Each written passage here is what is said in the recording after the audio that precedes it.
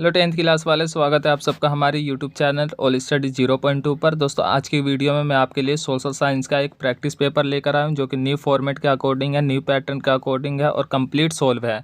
आप इसको अच्छे से सोल्व कर लें, आपको पता चल जाएगा कि किस तरह से बोर्ड एग्ज़ाम में किस तरह के क्वेश्चन आने वाले हैं। जो 15 तारीख को आपका जो है बोर्ड एग्ज़ाम होने वाला है सोशल साइंस का। और इसको जो है, इस क्वेश्चन पेपर को आप अच्छे से सोल्व भी कर ले, क्योंकि इसमें से जो है कई क्वेश्चन पूछे भी जा सकते हैं। ठीक है, तो पहला क्वेश्चन देखिए क्या है, यूरोप में राष्ट्रवाद के उदय के क्या कारण थे। तो इसका आंसर देखिए यहाँ पे दिया हुआ है। थर्ड आंसर जो सही है, साम्राज्यवाद और रूमानीवाद के कारण यूरोप में राष्ट्रवाद का उदय हुआ। जब मैं यूरोप में राष्ट्रवाद का आपको जो है नोट्स दिया था, इंपॉर्टेंट क्वेश्चन दिया था, तो उसमें यूरोप में राष्ट्रवाद के उदय के कई कारण मैंने बताए थे, 5-6 कारण बताए थे। तो उनमें से एक कारण ये भी था, साम्राज्यवाद और रूमानीवाद के कारण जो है यूरोप में राष्ट्रवाद का उदय हुआ। इसके बाद दूसरा क्वेश्चन देखिए, दूसरा क्वेश्चन है स्वराज के झंडे का डिजाइन कैसा था। तो डिजाइन कैसा था, इसमें लाल रंग था, हरा रंग था, सफ़ेद रंग था और बीच में चरखा बना हुआ था। ये बात याद रखना आप। ठीक है, ये जो था स्वराज के झंडे का डिजाइन था, यह आपने देखा भी होगा अपने बुक में। इसके बाद इसी के अथवा में है, अथवा वाला जो क्वेश्चन होता है उनमें से एक करना होता है आपको। तो अथवा में अंग्रेजों द्वारा आयकर प्रारंभ करने का क्या कारण था। आयकर प्रारंभ करने का कारण क्या था, इसका सही आंसर है ब्रिटिश ने प्रथम विश्व युद्ध में अत्यधिक धन खर्च किए, इसीलिए जो है आयकर प्रारंभ किया गया अंग्रेजों द्वारा। ठीक है, इसके बाद देखिए थर्ड क्वेश्चन है, निम्नलिखित कथन को ठीक करके दोबारा लिखिए। तो गलत मतलब सब गलत लाइन लिखा हुआ है यहाँ पे, इसको सही करके आपको लिखना होता है और 1 नंबर का होता है ये भी क्वेश्चन। तो चर्च और राजशाही द्वारा छापे खाने की आलोचना प्रोटेस्टेंट धर्म सुधार क्रांति के लिए उत्तरदायी थी। तो ये गलत है बिल्कुल। अगर आपने पढ़ा होगा मुद्रण संस्कृति चैप्टर पढ़ा होगा, तो उसमें मार्टिन लूथर का नाम आपने पढ़ा होगा, जिन्होंने क्या किया था, धर्म सुधार प्रोटेस्टेंट आंदोलन चलाया था उन्होंने। ठीक है, तो इसको सही करके लिखना है। चर्च और राजशाही ने मतलब छापे खाने की आलोचना तो की, लेकिन उनके द्वारा जो है धर्म सुधार तो नहीं किया गया, मार्टिन लूथर द्वारा किया गया ना। तो ये आपको ध्यान रखना है। मार्टिन लूथर ने जो है चर्च और राजशाही का विरोध किया और धर्म सुधार आंदोलन, प्रोटेस्टेंट सुधार आंदोलन चलाया इन्होंने, मार्टिन लूथर ने। ओके, इसके बाद चौथा क्वेश्चन है, निम्नलिखित में से कौन सा कथन गुमास्तों के लिए सही है। तो गुमास्त कौन होते थे, ये भी मैंने बताया था जब करा रहा था। तो ये देख लीजिए, गुमास्त जो है यहाँ पे इसका आंसर दिया हुआ है। इसके बाद अगला क्वेश्चन है, कांग्रेस का नागपुर अधिवेशन निम्नलिखित में से किस वर्ष हुआ था। ये जो है मोस्ट इंपॉर्टेंट है और ये मैप में भी पूछा जा सकता है। तो नागपुर अधिवेशन जो हुआ था 1920 में हुआ था और इसी में जो है असहयोग आंदोलन का प्रस्ताव पास किया गया था। ठीक है, इसके बाद 5वां प्रश्न है, 1985 में बर्लिन में बड़ी यूरोपीय शक्तियों द्वारा सम्मेलन करने का कारण क्या था। इसका आंसर अफ्रीका में विभिन्न क्षेत्रों को आपस में बांटना था। फिर अगला क्वेश्चन है, सौर ऊर्जा एक कैसा मतलब संसाधन है, कैसा संसाधन है, गैर नवीकरणीय संसाधन है। ठीक है, ये याद रखना है आपको, नवीकरणीय या अनवीकरणीय मत लिखना, गैर नवीकरणीय। ठीक है, इसके बाद देखिए कुछ मिलान करने के लिए आया है, तो इसमें आपको देखना है कि कौन सा मिलान जो है सही है। तो देख लीजिए, मिनाम्बिकम कोलकाता, ये गलत है कोलकाता में, क्योंकि नेताजी सुभाष चंद्र बोस से संबंधित स्थान है ये वाला। ठीक है ना, ये तो गलत हो गया। ये सामने सामने वाला देखना है। तो सामने सामने में कौन सा सही है, राजा झांसी वाला जो है अमृतसर में, ये सही है। ये मुझे लगता है वो वाला है, अंतर्राष्ट्रीय हवाई अड्डे है ना, उससे संबंधित है ये। ठीक है, तो इसका मैप भी मैंने करा दिया है। अगर आपने नहीं देखे हैं तो आप जो है प्लेलिस्ट में जाकर देख सकते हैं, सभी इंपॉर्टेंट मैप मैंने करा दिया है। तो इसका आंसर देख लीजिए, राजा झांसी अमृतसर में है, ये ऑप्शन सही है। इसके बाद अगला प्रश्न है, ये देखिए किस तरह का क्वेश्चन आया हुआ है, ये आपके बोर्ड एग्जाम में भी पूछे जा सकते हैं इस तरह के। तो इसमें मतलब कंफ्यूज मत हो जाना। तो मोटा अनाज को निम्नलिखित जानकारी के आधार पर पहचानिए। मोटा अनाज मतलब कुछ विशेषताएं दी हुई है, तो उसके आधार पर आपको पहचानना है कि किस अनाज की बात की जा रही है। तीसरी महत्वपूर्ण फसल है, तीसरी महत्वपूर्ण फसल जैसे रबी, खरीफ और उसके बाद जो फसल आते हैं उनको तीसरी महत्वपूर्ण फसल हो जाती है वो। ठीक है, और फिर नमी में पैदावार होना, ये जो तीसरी अनाज जो है ये नमी में पैदावार होती है। और महाराष्ट्र और कर्नाटक में इसका जो है अधिक पैदावार होता है। तो ये किसकी विशेषता बता रहा है, जवार की विशेषता बता रहा है। जवार जो है तीसरी महत्वपूर्ण फसल होती है और ये मोटा अनाज भी है। ठीक है, और ये महाराष्ट्र और कर्नाटक में पैदा हो रही है। ठीक है, तो ये मोटे अनाज है और ये सब विशेषताएं हैं इसकी। तो ये जवार की बात कर रहे हैं, तो जवार आंसर सही है। इसके बाद अथवा में है, चाय के बारे में निम्नलिखित में से कौन से कथन सही है? चाय रोपण कृषि है, ये तो सही है। चाय एक श्रम साधन उद्योग है, ये भी सही है। इसके लिए प्रचुर मात्रा में सस्ता और कुशल श्रम चाहिए, तो ये भी सही है। यानी सभी आंसर इसके सही है, तो लास्ट वाला ऑप्शन ठीक हो जाएगा। फिर देख लिया अगला क्वेश्चन है, किस बाघ रिजर्व में ग्रामवासी वन्य जीव आवासों की रक्षा कर रहे हैं? तो सरिस्का बाघ रिजर्व में राजस्थान में ग्रामवासी स्वयं वन्य जीव आवासों की रक्षा कर रहे हैं। सरिस्का राजस्थान में है, याद रखना आपको, ठीक है। इसके बाद देखिए अगला क्वेश्चन है, 10वां क्वेश्चन है अभिकथन और कारण वाले। तो अभिकथन और कारण वाले जिन बच्चे ने मतलब अच्छे से पढ़ा होगा केवल वही इसको कर सकते हैं, अभिकथन और कारण को।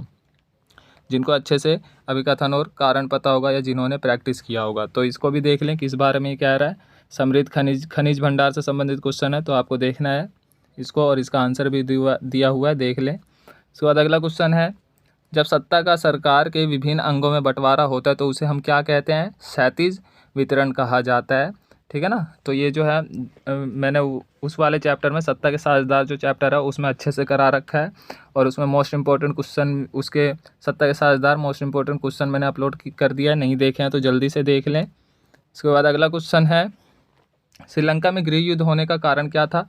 बहुसंख्यकवाद की नीति थी, और यह नीति कब आई थी? 1956 में आया था, ठीक है, 1956 में आया था, याद रखना है आपको। बहुसंख्यकवाद मतलब सिंहली जो बहुसंख्यक थे उन्होंने मतलब तमिलों के साथ काफ़ी शोषण किया, तमिलों को किसी भी तरह का रियायत नहीं दिया था, ठीक है। तो उसी के बारे में ये भी करा दिया है मैंने, सत्ता के साझेदार चैप्टर में ये भी। इसके बाद अगला क्वेश्चन है, स्विट्जरलैंड द्वारा देश में संघवाद की स्थापना के लिए क्या रास्ता अपनाया गया था? तो साथ लाकर एक बड़ी इकाई गठित की गई थी, ठीक है। इसका आंसर ये 1 नंबर में है। फिर अथवा में है, संयुक्त राज्य अमेरिका में केंद्र और राज्यों में शक्तियों का बंटवारा कैसे किया गया है? शक्तियों का बंटवारा बराबरी से किया गया है, राज्य और केंद्र के बीच में बराबर किया गया है, ठीक। इसके बाद 13वां क्वेश्चन है, एक लोकतांत्रिक सरकार शीघ्रता से निर्णय नहीं ले सकती क्योंकि विचार विमर्श, यहाँ पे विचार विमर्श आएगा और यहाँ पे वाद विवाद, ठीक है ना। विचार विमर्श और वाद विवाद के द्वारा जो है नियमों का पालन किया जाता है, विचार विमर्श द्वारा ही जो है नीतियों का निर्माण किया जाता है। इसलिए मतलब कहने का मतलब ये है कि लोकतांत्रिक सरकार जो है जल्दबाजी में फैसले नहीं लेती है, विचार विमर्श और वाद विवाद के द्वारा जो है अंत में निर्णय लिए जाते हैं, ठीक है। तो जल्दी फैसले इसमें नहीं होते हैं। इसके बाद अगला क्वेश्चन है 14वां क्वेश्चन, शपथ पत्र से क्या शपथ पत्र जो है क्या होता है? तो इसका आंसर देख लीजिए यहाँ पे। 15वां प्रश्न है, श्रम के लैंगिक विभाजन का कौन सा अर्थ उचित है? तो ये जो है जाति धर्म और लैंगिक मसले जो राजनीति विज्ञान का चैप्टर है उसमें से आया हुआ है, और जाति धर्म लैंगिक मसले वाला जो चैप्टर है ना, इसके मैंने इंपॉर्टेंट क्वेश्चन करा दिया। अगर आपने नहीं देखे हैं तो प्लेलिस्ट में जाकर चैनल पर आप जाकर देख लें, इस चैप्टर से संबंधित सभी इंपॉर्टेंट क्वेश्चन मिलेंगे आपको, और ये भी जो है उसी चैप्टर में से आया हुआ है, तो इसका आंसर यहाँ पे देख लीजिए, ठीक है। इसके बाद 16वां प्रश्न है, देखिए कार्टून दिया हुआ है और इससे संबंधित क्वेश्चन पूछा गया हुआ है एक, तो इसका आंसर आपको देना है। इस कार्टून को पहले पढ़ लें आप सही से, और फिर इसका देख लीजिए क्वेश्चन क्या पूछा गया है, तो इसका भी आंसर यहाँ दिया हुआ है। इसके बाद बहुजन समाज पार्टी के संस्थापक कौन थे? तो कांसीराम थे बहुजन समाज पार्टी के संस्थापक, और कब किया गया था? 1984 में किया गया था, ठीक है। बहुजन समाज पार्टी की स्थापना जो है कांसीराम द्वारा 1984 में किया गया था। इसके बाद 18वां प्रश्न है, लोग लोकतांत्रिक सरकार को ज़्यादा क्यों पसंद करते हैं जबकि यह कम दक्ष है, यानी निर्णय लेने में देरी करता है फिर भी? तो लोकतांत्रिक सरकार तरीकों का पालन करती है, कानूनों का पालन करती है, चाहे निर्णय लेने में भले ही देरी हो लेकिन नियम के अनुसार सब कुछ करती है, ठीक है ना, अच्छे तरीके से विचार विमर्श के अनुसार। इसीलिए जो है लोकतांत्रिक सरकार को ज़्यादा पसंद करते हैं, और लोकतांत्रिक सरकारों में जो है सभी को मतलब अधिकार भी दिया जाता है नागरिकों का, ठीक है ना। इसके बाद अगला प्रश्न है, देख लीजिए 19वां प्रश्न जो है, इसको क्रम के अनुसार लगाना है। तो ये क्रम के अनुसार जो लगाना है ये किससे संबंधित है? संगठित क्षेत्र से संबंधित है। तो संगठित और असंगठित क्षेत्र जो है, जिसने भी अच्छे से पढ़ा होगा वो इसको क्रम से आराम से लगा देगा, ठीक है। तो इसका आंसर भी देख लीजिए कैसे क्रम से लगा हुआ है। पहले जो है चौथा आएगा पहले नंबर पर, फिर दूसरा, फिर तीसरा, फिर पहला, तो ये जो है सही हो जाएगा संगठित क्षेत्र के बारे में। इसके बाद 20वां प्रश्न है, उस कंपनी का नाम बताइए जो एक से ज़्यादा देशों में उत्पादन करती है और नियंत्रण भी रखती है। तो बहुराष्ट्रीय कंपनी, मल्टीनेशनल कंपनी, एमएनसी भी बोलते हैं इसे, मल्टीनेशनल कंपनी, बहुराष्ट्रीय कंपनी, ठीक है ना, जो एक से अधिक देशों में उत्पादन करती है, फैले हुए हैं विभिन्न देशों में, ठीक है। इसके बाद अगला प्रश्न है अथवा में करके है, वैश्वीकरण जो है निम्नलिखित में से कौन सा कथन सही है, यानी वैश्वीकरण की परिभाषा से संबंधित है ये। तो इसका देख लीजिए वैश्वीकरण का परिभाषा। अगर 1 नंबर में वैश्वीकरण आपसे पूछा जाए तो आपको सबसे आसान तरीके में लिखना है कि मतलब किसी भी देश की अर्थव्यवस्था का शेष विश्व की अर्थव्यवस्था के साथ जुड़ना ही वैश्वीकरण कहलाता है। इसमें पूंजी का प्रवाह और फिर वस्तुओं का प्रवाह और बेहतर आजीविका की तलाश में लोगों का प्रवाह देखने को मिलता है। ठीक है, तो इस तरह से आपको लिखना है। एक बार और सुन लीजिए, वैश्वीकरण में जो है किसी देश की अर्थव्यवस्था का शेष विश्व की अर्थव्यवस्था के साथ जुड़ना ही वैश्वीकरण कहलाता है। इसमें मुख्य रूप से पूंजी का प्रवाह, विचारों का प्रवाह, वस्तुओं का प्रवाह और बेहतर आजीविका की तलाश में लोगों का प्रवाह देखने को मिलता है। ये जो है इसका कंप्लीट आंसर है, अगर वैश्वीकरण से क्या अभिप्राय है 1 नंबर में पूछा जाए तो। ठीक है, इसके बाद 21वां प्रश्न देख लीजिए, अभिकथन और कारण से संबंधित है। तो इसको आप यहाँ पर देख लीजिए और इसका आंसर भी दिया हुआ है। अगला प्रश्न है, निम्नलिखित में गलत कथन का चयन करिए। तो गलत कथन जो है कौन सा है, प्रति व्यक्ति आय से संबंधित जो भी है देख लीजिए आप, अर्थशास्त्र में से आया हुआ है। इसके बाद विश्व बैंक की रिपोर्ट के अनुसार कौन से देश अमीर माने जाते हैं। 2016 में जो है प्रतिवर्ष आय इससे अधिक रही है, जो मतलब ये यहाँ पे दिया हुआ है यूएसएस, ये जो डॉलर में है प्रति व्यक्ति आय, यूएस के अकॉर्डिंग डॉलर में प्रति व्यक्ति आय 12,236 प्रतिवर्ष या इससे अधिक प्रति व्यक्ति आय वाले देश अमीर माने जाते हैं। ठीक है, विश्व बैंक की रिपोर्ट के अनुसार। इसके बाद देखिए 24वां प्रश्न है, यह चेक किसके द्वारा और किसको जारी किया गया है। तो इसमें नाम वाम लिखा हुआ है, इसमें चेक में नाम वाम लिखा हुआ है। चेक जो होता है मतलब कोई जो है दूसरे अपने नाम पर जो है किसी और को पैसा दे सकता है, तो उसके बारे में है ये। तो नाम लिखा हुआ है, बस वही लिखना है, 1 नंबर में है। अगला प्रश्न है, निम्नलिखित में से किसका कार्य अर्थव्यवस्था के प्राथमिक क्षेत्र में है। तो कौन सा कार्य जो है प्राथमिक क्षेत्र में है, फूल उगाने वाला, पादरी, साहूकार, संदेहवाहक। तो फूल उगाने वाला जो है प्रथम क्षेत्रक है। तीनों क्षेत्रकों को भी अच्छे से पढ़ ले, काफ़ी इंपॉर्टेंट है ये भी। ठीक है, इसके बाद अथवा में अगला प्रश्न, निम्नलिखित में कौन सी शर्त संगठित क्षेत्रक होने के लिए आवश्यक है। तो संगठित क्षेत्र और असंगठित क्षेत्र भी मोस्ट इंपॉर्टेंट है, दोनों में डिफरेंस भी आप पढ़ लें ज़रूर, काफ़ी पूछा जा रहा है इसमें से भी। ठीक है, तो रोजगार की नियमित शर्तें होती है संगठित क्षेत्र में, है ना, रोजगार की नियमित शर्तें होती है जिसका पालन करना पड़ता है, और असंगठित क्षेत्र में जो है ऐसा नहीं होता, नियमित शर्तें नहीं होती है। ठीक, इसके बाद देखिए अगला प्रश्न जो है 26वां प्रश्न, पर्यटन में सुधार होने से रोजगार के अवसरों में वृद्धि हो सकती है। तो ये भी जो है रोजगार के अवसरों में वृद्धि हो सकती है, ये भी मैं जल्दी ही अपलोड करने वाला हूँ अर्थशास्त्र के, ये सब मैंने कर रखा है, इंपॉर्टेंट क्वेश्चन आपके लिए। इसके बाद अगला प्रश्न है इसी में अथवा में, जब हम प्राकृतिक संसाधनों का उपयोग करके किसी वस्तु का उत्पादन करते हैं तो उसे प्राथमिक क्षेत्रक की गतिविधि कहा जाता है। प्राकृतिक संसाधनों का उपयोग करके हम जो प्रारंभिक वस्तु का प्रयोग करते हैं वो तो प्राथमिक क्षेत्रक में ही आएगा। ठीक है, इसके बाद अभिकथन और कारण भी है यहाँ इसमें 27वां प्रश्न। अब इसके बाद जो है कुछ बड़े क्वेश्चन स्टार्ट होते हैं, एमसीक्यू वाले ख़त्म हो गए, तो अभिकथन कारण वाले ये देख ले आंसर। और फिर अब देखिए बड़े प्रश्न आता है, इसमें क्या पूछा गया है, भारत के विभिन्न भागों में प्रारंभिक उद्यमियों के योगदान का वर्णन कीजिए। तो प्रारंभिक उद्यमी औद्योगिकरण वाला जो चैप्टर है उसमें मैंने करा रखा है, ये क्वेश्चन भी है उसमें। तो औद्योगिकरण चैप्टर के मोस्ट इंपॉर्टेंट क्वेश्चन भी मैंने करा दिए हैं, तो वहाँ से भी आप याद कर सकते हैं काफ़ी सारे क्वेश्चन जो बार बार रिपीट होते हैं बोर्ड एग्जाम में। ठीक है, इसके बाद देखिए भारतीय व्यापार पर औपनिवेशिक नियंत्रण के 3 प्रभाव का वर्णन कीजिए। तो ये भी क्वेश्चन आपको मिल जाएगा, जो मैंने इंपॉर्टेंट क्वेश्चन कराया उन्हीं सब में ये सब मिल जाएगा। तो मैंने जितने भी चैप्टर के इंपॉर्टेंट क्वेश्चन कराए, अगर आप वही सब करके जाते हैं तो आपके मार्क्स अच्छे आ जाएंगे। ठीक है, और साथ ही मैंने एमसीक्यू भी कई चैप्टर के करा दिए हैं। ठीक, इसके बाद देखिए पर्यावरणीय निम्नीकरण की रोकथाम के लिए राष्ट्रीय ताप विद्युत ग्रहण निगम द्वारा दिखाए गए मार्ग का वर्णन कीजिए। तो राष्ट्रीय ताप विद्युत ग्रहण निगम द्वारा जो मतलब पर्यावरण निम्नीकरण, जो पर्यावरण को नुकसान हो रहा है, इसके रोकथाम के लिए जो कदम उठाए गए उसके बारे में लिखना है। तो इसको भी याद कर लें आप, ये जो है भूगोल बुक में से आया हुआ है। एक दलीय प्रणाली से क्या अभिप्राय है, यह लोकतंत्र के लिए उपयुक्त क्यों नहीं है। तो इस वाले चैप्टर के भी मैंने इंपॉर्टेंट क्वेश्चन जल्दी अपलोड कर दूंगा मैं। ठीक है दोस्तों, 1-2 दिन में ही। तो उसमें से आप पढ़ सकते हैं सभी पार्टियों के बारे में, एक दलीय, बहुदलीय और द्विदलीय किसे कहते हैं, उनके बारे में भी अच्छे से पढ़ सकते हैं। इसको देख लीजिए, इसका आंसर वैसे मैं भी जो है इसको कर रखा है मैंने अपने इम्पोर्टेंट क्वेश्चन में, तो मैं जल्दी अपलोड कर दूंगा। इसके बाद देखिए, सार्वजनिक सुविधाओं के 3 लाभों का वर्णन कीजिए। तो ये देख लीजिए 3 लाभ कौन से हैं सार्वजनिक सुविधाओं के। फिर देख लीजिए दोस्तों, ये पैसेज पर आधारित है, तो पैसेज भी देख लें। पैसेज पर आधारित प्रश्न आते हैं आपके और काफ़ी इजी होते हैं, तो इनको भी देख लें, आप प्रैक्टिस कर लें किस तरह के पैसेज आए हुए हैं। ठीक है, ये देख लीजिए, काफ़ी आसान है। पैसेज तो बहुत आसान होते हैं वैसे भी, इनके हेल्प से जो है आपके अच्छे मार्क्स आ जाते हैं। ठीक है, तो पैसेज तो कोई भी बच्चे मत छोड़ना, जिसने भी पैसेज छोड़ दिया उसके मार्क्स वैसे ही बहुत कम हो जाएंगे फिर। ठीक है, छोड़ना मत कोई भी पैसेज। ये सब पैसेज है, 3-4 पैसेज आते हैं आपके। इसके बाद देखिए दोस्तों, क्वेश्चन जो है ये दिया हुआ है यहाँ पर, बड़ा क्वेश्चन है ये। भारत में विभिन्न समुदायों, क्षेत्रों अथवा भाषाई समूहों ने सामूहिक अपनेपन की भावना का विकास कैसे किया। तो भाषा से संबंधित वाला जो चैप्टर है ना, उसमें से ये आया हुआ है, और इसको भी देख ले आप। इसका आंसर काफ़ी बड़ा है वैसे, मुझे नहीं लगता ये पूछा जाएगा।